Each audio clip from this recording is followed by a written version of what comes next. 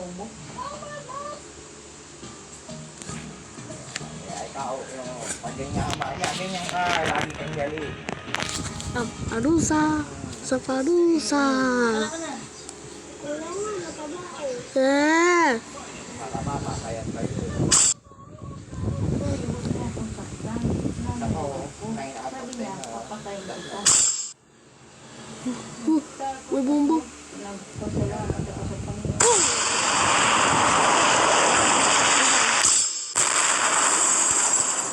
Sa isang doktor at nalaman nilang meron ito bipolar disorder. Nagkakaroon sa extreme na mood shift from sobrang taas. Parusa to parusa. Parusa. Parusa. Usa. Parusa. Parusa nasa. Kilo. Dahil hindi nasundan ang pag-inom ng gamot, mas lalo raw lumala ang kondisyon nito. Gusto mo ganyan? Ni Jago? Ayoko dyan. Ayos na Yan, yan, yan, yan. masakit man sa kanila. Ang naisip na lang nilang solusyon, igago siya sa pato. I-divide natin to. magkakapatid noong araw. Ganun din ang ginagawa nila. Ganun ko, hirapan siya. Sabi niya, ganun sakit na ganun pa ako.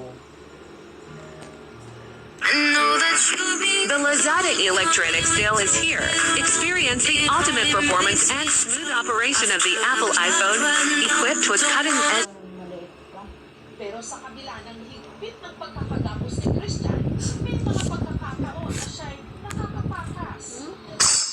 Gaya na lang nung insidente ng videohan kung saan ang kanyang napagdiskitahang gantihan ang kanyang ama na si Sito na inilublog niya sa putikan. Sa tulong ng kanilang local government unit o LGU, nito lang nakaraang taon nagdala ng mag-asawa si Christian sa Maynila para mapakonsulta sa National Center for Mental Health sa Mandaluyong. Makalipas ang ilang buwang gamutan, bumuti raw naman ang kagay ni Christian. Lumabas sa loob, bumalik ang kanilang katawan. Nakapagtrabaho pa nga raw itong construction worker bago pinauwi ng Leyte.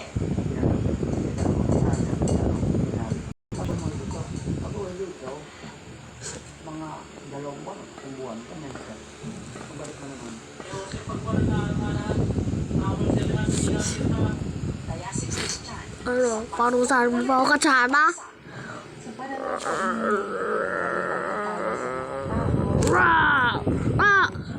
malaki ang role na Uso! constituents na are able to access yung talagang pinaka-basic of services kahit even sa pag-lako. Talaga po isang araw na services available resources per Dapat hanap tayo ng taga-navigate ng paa. Navigate. Geography, services and facilities, and of course yung funds. Ito. Parang naka-ano parehas yan. Hindi ko maka-alit ang malayo.